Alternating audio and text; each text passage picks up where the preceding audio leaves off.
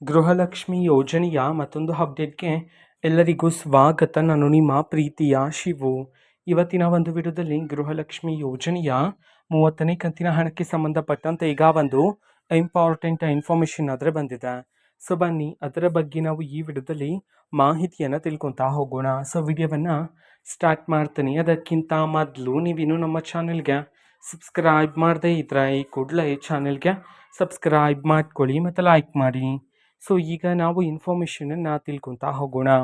So ನೋಡಿ, ಇವತ್ತು ಅಂತಂದರೆ ದಿನಾಂಕ 14/5/2026 ಇವತ್ತು ಗೃಹಲಕ್ಷ್ಮಿ ಯೋಜನೆಯ 30ನೇ ಕಂತಿನ ಹಣವನ್ನು ಈಗಾಗಲೇ ಮಹಿಳೆಯರ ಖಾತೆಗಾದರೆ ಬಿಡುಗಡೆ ಮಾಡಲಾಗಿದೆ. ಎಷ್ಟು ಸಾವಿರ ಜನ ಮಹಿಳೆಯರಾದರೆ ಇವತ್ತು ಗೃಹಲಕ್ಷ್ಮಿ ಯೋಜನೆಯ 30ನೇ ಕಂತಿನ ಹಣವನ್ನು ಇವತ್ತು ರಿಸೀವ್ ಮಾಡಿಕೊಳ್ಳಲಾಗಿದೆ.